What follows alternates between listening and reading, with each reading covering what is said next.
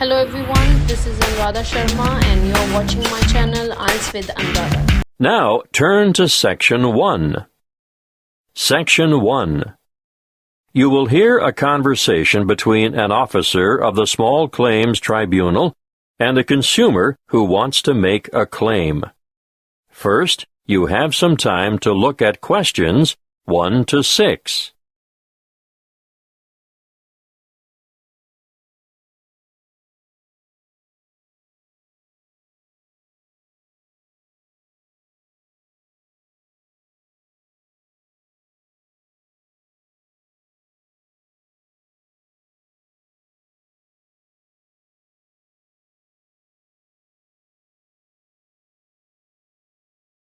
You will see that there is an example that has been done for you. On this occasion, only the conversation relating to this will be played first. Good afternoon. How can I help you? Good afternoon. I'd like to lodge a claim. Certainly. Name? Emily Jane Appleby. Appleby. That's an unusual name. Sorry, what did you say your first name was again? Emily Jane. The woman gave her first name as Emily Jane, so Emily Jane has been written in the space. Now we shall begin. You should answer the questions as you listen, because you will not hear the recording a second time. Listen carefully and answer questions 1 to 6. Good afternoon. How can I help you? Good afternoon. I'd like to lodge a claim. Certainly. Name? Emily Jane Appleby. Appleby. That's an unusual name. Sorry, what did you say your first name was again? Emily Jane. Now, Miss Appleton, could you please fill in this claim form? I've never done that before. Can you help me? Yes, of course. The first part is for the claimant's details. Where do you live? At 1 Uranga Street, Durham. How do you spell Durham? D-U-R-H-A-M. Of course, I should know that. But it's just one of those names that sounds quite different from the way you spell it. It is confusing. I've seen it spelt with 2 R's. And what's the postcode for Durham? 4105. Good. And do you work? No, not at the moment. Okay, so no work number. What about a home phone number? Yes, I can give you that. It's 7848-3762. 7848? 3762. Right. Now, this part here is for the respondent's details. Who's the respondent? The individual person, company, or business that you're claiming against. Is the claim against a landlord, tenant, trader, or driver? Well, it's a company that sells home appliances. So that's trader, then. Just a moment while I write that down. ABC Appliances, actually. Oh, now this part is really important. If the respondent is a company, you must have the company's full and correct name and registered address. I've looked it up on the internet, and it's ABC Appliances Limited. Good. If we don't get this part absolutely right, you won't have a legal claim. And their registered address? Yes, I've got that written down here. Just a minute. It's, 17 Brown Avenue. That's in Barden, isn't it? I think I know the place. My wife bought a vacuum cleaner there last month. Yes, Barden. Have you got the postcode for Barden? It's really similar to mine. Wait a moment. I'd better make sure I get it right. 4065. That's it. And what's the telephone number for ABC Appliances? Oh, 7232-4681. Good. Got that. Now, in the third part of this form, we get to the actual goods or services that are in dispute. I assume you made a purchase from them. Yes, that's right. On the 3rd of February, 2011. And did the goods have any sort of guarantee or warranty? Yes, but only for 6 months.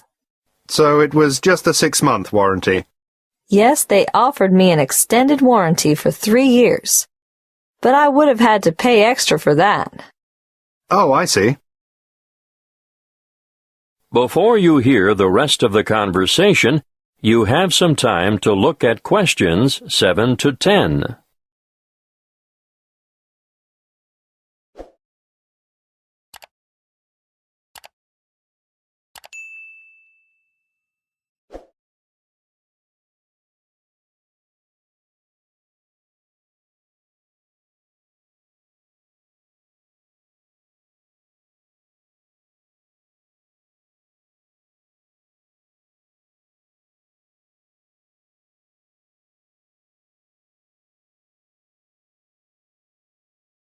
Now listen and answer questions 7 to 10.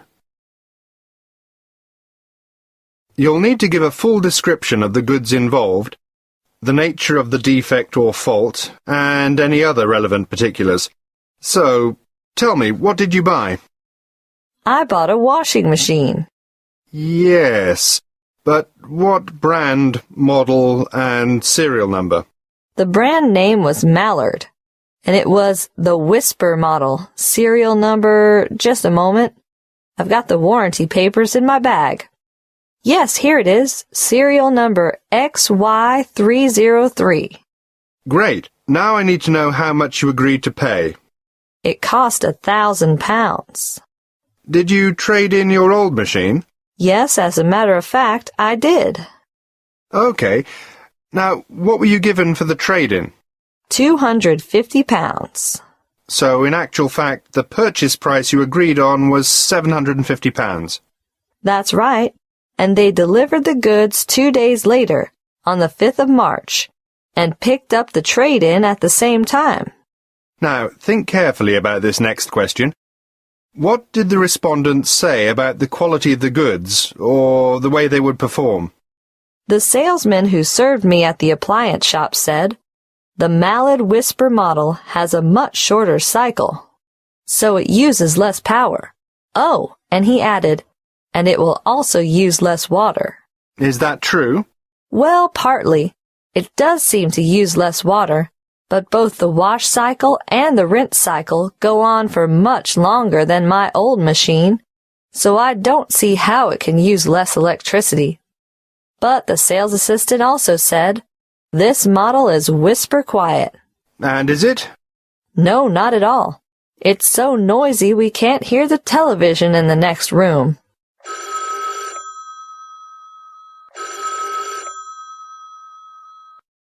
Excuse me, I have to answer that. Would you mind waiting? I'll get back to you in a minute.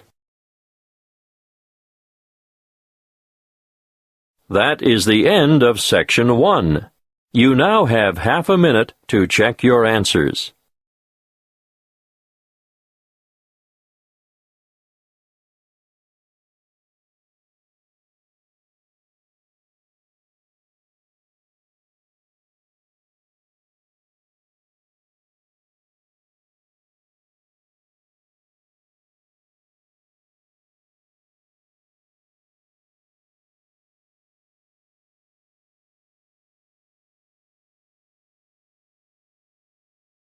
Now turn to Section 2. Section 2. You will hear a representative from Dreamtime Tours giving information about a particular tour option. First, you have some time to look at questions 11 to 14.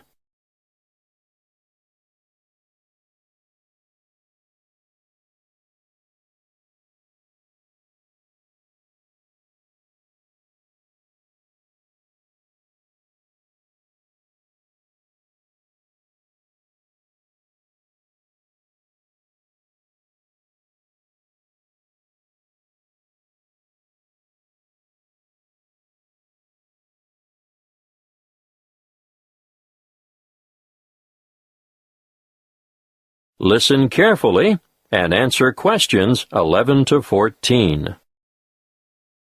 Dreamtime Tours have just the tour for you. The one I have chosen to talk to you about today is what I consider our best tour.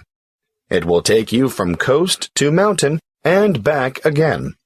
You'll spend a memorable and very comfortable day traveling in air-conditioned luxury.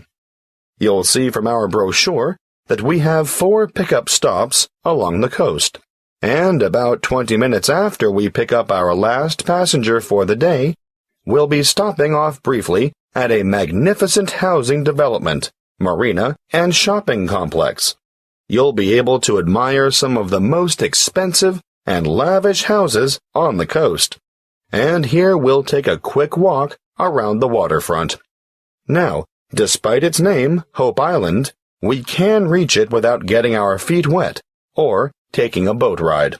Hope Island is connected to the mainland by bridges. From there, we head inland to the beautiful Tambourine Mountain. You'll have time to browse in the many specialty shops, or you can sit and relax at a friendly outdoor cafe. We board the bus again and pass through an old timber milling town on our way to O'Reilly's Green Mountains. Once there, you might wish to venture across the famous Treetop Walk, which is a bridge suspended in the canopy of a rainforest. Definitely not for the faint-hearted. If you're not up to the excitement of this walk, or perhaps after you've done it, why not enjoy lunch on the balcony of O'Reilly's restaurant?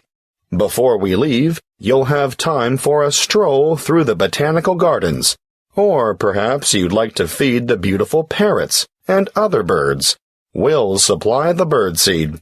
From O'Reilly's, we travel to an alpaca farm for a demonstration, and of course, there'll be a photo opportunity for you with these gorgeous animals before returning to the coach for the journey back to your original departure point. Before you hear the rest of the talk, you have some time to look at questions 15 to 20.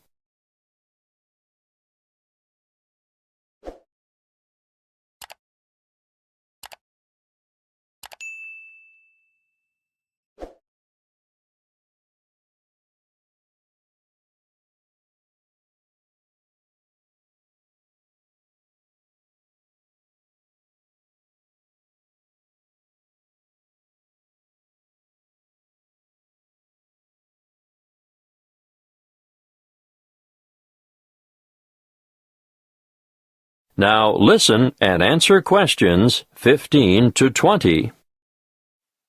If I've persuaded any of you to sign up for this tour, take a look at our Dreamtime Tours brochure.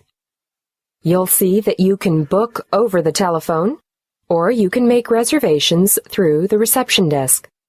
We generally have a member of staff manning the desk from 7:30 a.m.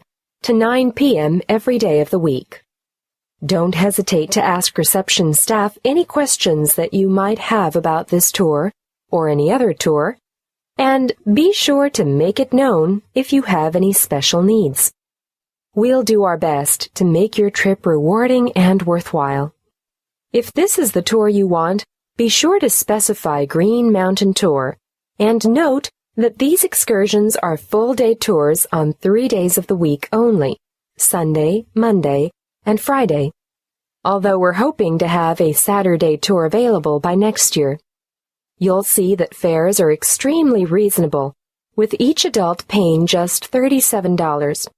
Now, that's not bad for a trip of around 280 kilometers, is it? If you want to bring the family, obviously, the Family Pass is great value at $94. That includes 2 adults and 2 children. But if you're an older adult, over 65, in other words, a senior citizen, your fare is discounted too. You'll pay a bit less than the full adult rate. Please note the departure times. We adhere to these strictly. The coach will leave the southernmost point of Coolangatta at 10 to 8 sharp, travel through Burleigh, and on to Surfer's Paradise, which is our most popular pickup point, departing from there at 8:30 in the morning. At 8:45, we make our last pickup at Labrador. May I remind you to dress appropriately for the day? Ladies, no high heels, please. Comfortable walking shoes are what is required, and I always recommend that everyone takes a light jacket because the mountain air can be quite cool compared to the heat and humidity of the coastal regions. Oh, something else I should remind you of. The prices quoted in the brochure are just for coach travel, although we can arrange for a minibus to collect you from your accommodation and bring you to the departure point free of charge. If you want to avail yourself of this service, be sure to let the booking clerk know. You will need to bring along extra cash or a credit card to cover expenses such as optional side trips, food and drink, and, of course, entrance fees to the various attractions. Well, that's all I have time to tell you. If you have further inquiries, please use the phone number on the brochure. That is the end of Section 2. You now have half a minute to check your answers.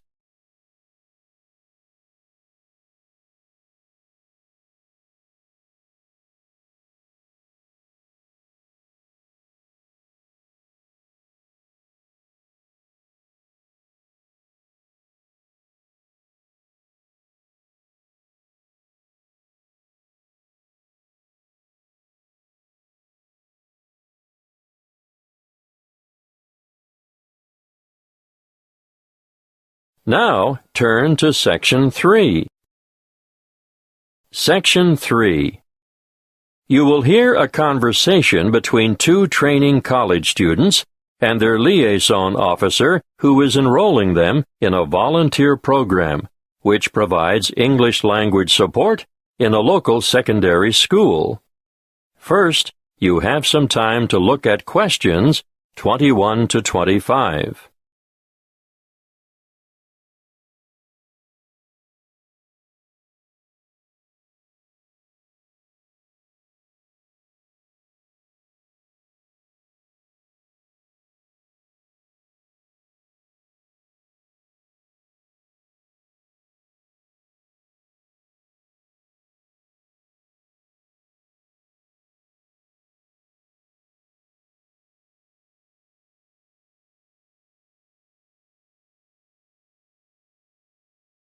Listen carefully and answer questions 21 to 25.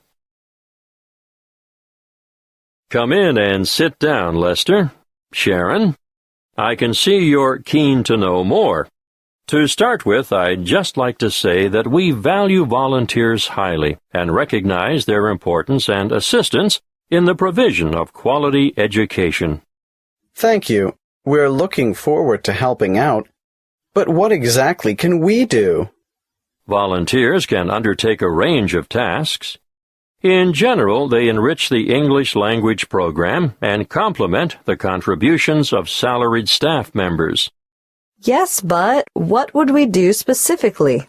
Oh, a variety of tasks. For instance, you can tutor individual students in reading. I thought that might be the case. But you can also help students edit their written responses. Great. Is that also a one-on-one activity? Oh, yes, definitely. But volunteers are also called on to assist in designated classes. And what exactly would we do there? Well, it depends on the class, of course, but usually you take on the role of an assistant. A teacher's assistant. Yes, that's it. Sounds like fun and good preparation for our own careers. Then, an enormous area of assistance is developing students' organizational skills. Yes, I can imagine that's why some of them are struggling in the first place.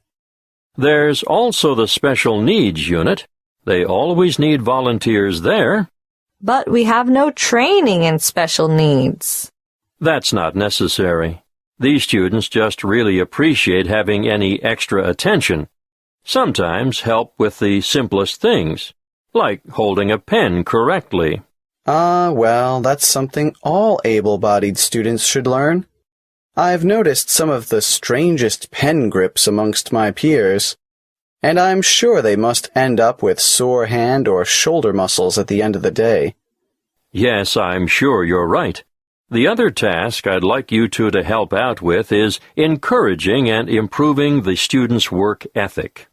Oh, I can't imagine that'll be easy. No, but it is important, and I can give you some training in that field. That'll be good.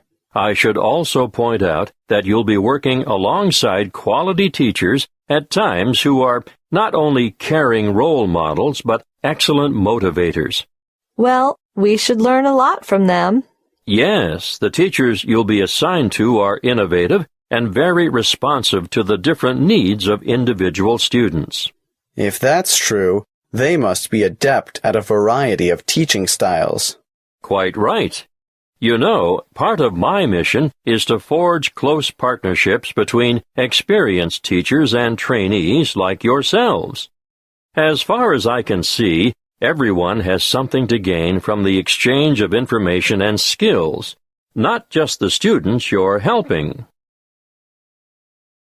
Before you hear the rest of the conversation, you have some time to look at questions 26 to 30.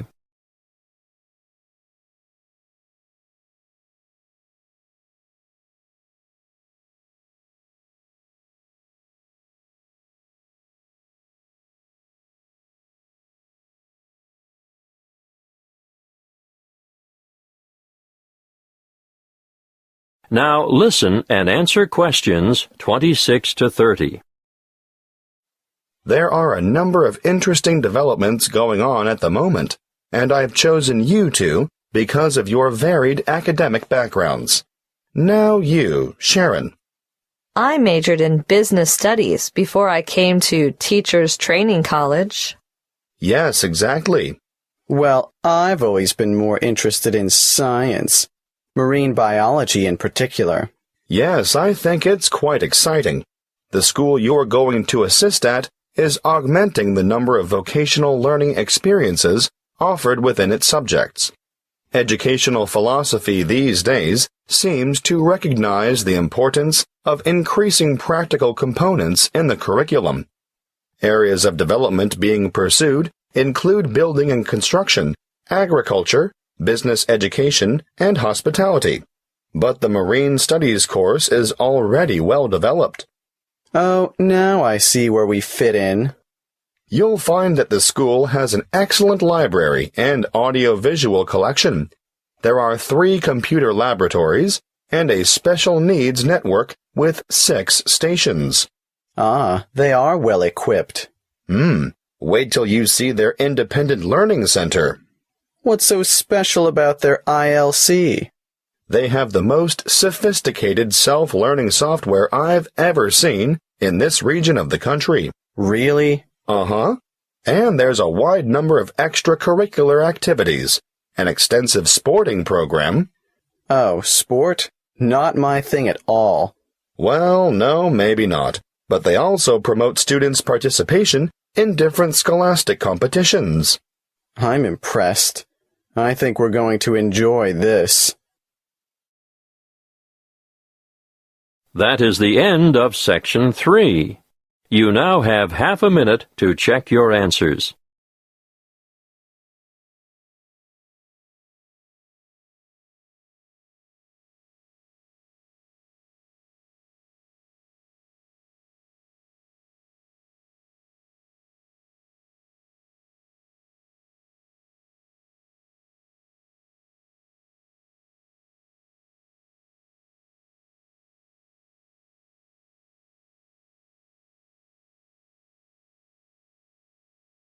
Now turn to Section 4.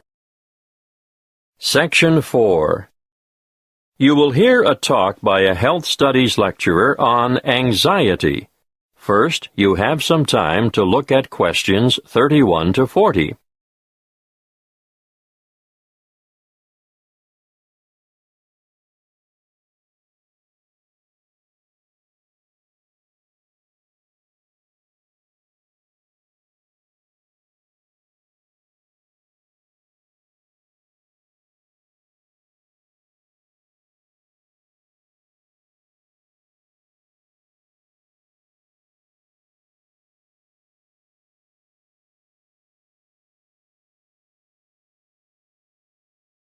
Listen carefully and answer questions 31 to 40. My talk today is on anxiety. Anxiety is something you've all experienced at some time in your life, so you'll know that it's an emotional condition in which feelings of dread, fear, and mental agitation predominate.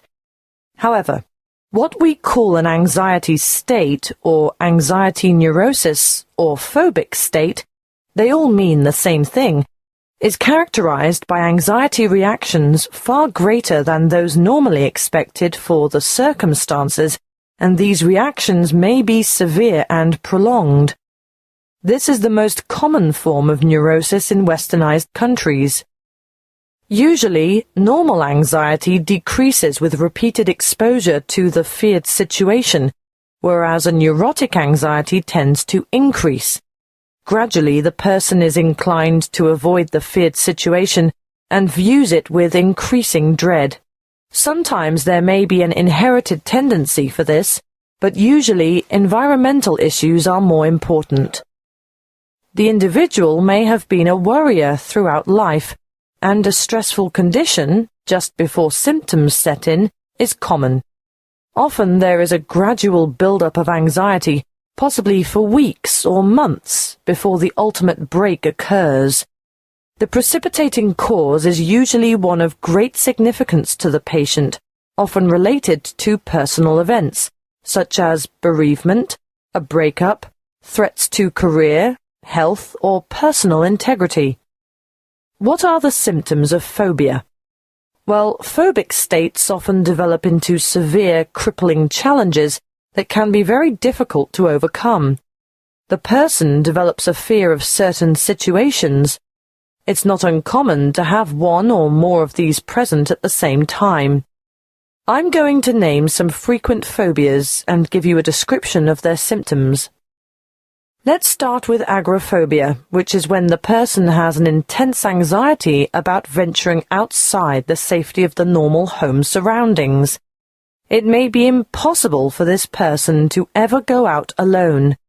Their fear of public or open spaces is completely irrational, and they often end up leading very secluded lives. Claustrophobia, on the other hand, is a morbid fear of closed-in areas or places. If you see me taking the stairs instead of the lift, think about it. Am I trying to get more exercise, or am I trying to avoid the confined interior of the lift? And I'm sure you all know people who are afraid of flying. Sometimes it's the fear of being enclosed in the aeroplane itself, and you can imagine how the cramped confines of airline toilets are really bad news for these sufferers. Now I'll move on to discuss social phobia, which, believe it or not, is more common in men. It's an acute anxiety that develops when they are in the presence of others. They feel self-conscious, apprehensive, and embarrassed. If attention, real or imagined, is focused on the sufferer, he becomes uneasy and may blush, stammer, or stutter. Some sufferers even develop tremors, shaking or trembling movements of a part or parts of the body. Or another very common sign of their extreme discomfort is that they perspire profusely on their palms, under their arms, or on their feet. That brings me to the last one that I want to mention today, and that is single phobia. And no, it's not a fear of lifelong bachelorhood. This one is actually precipitated by an acute aversion to dogs, cats, spiders. You may have heard of the term arachnophobia. Well, it applies specifically to spiders, but any single thing can basically cause a strong aversion. Snakes, frogs, mice, or rats, for instance. I can assure you the list is unlimited. You name it, and someone is sure to have a phobia about it. Some people are terrified of the dark, for example, and I'm not talking about young children here. You'd be surprised how many adults are afflicted in this way. Well, I see our time is up. Next week I'll go into some of the treatments and therapies for phobias that have been used over the ages, and some of the relatively new drugs that have recently come on the scene. That is the end of Section 4. You now have half a minute to check your answers.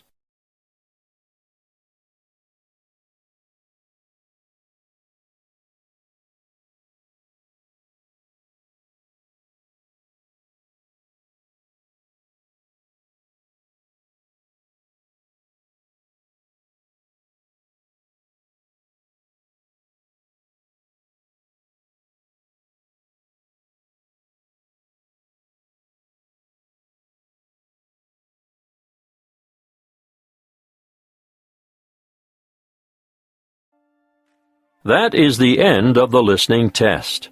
You now have 10 minutes to transfer your answers to the listening answer sheet.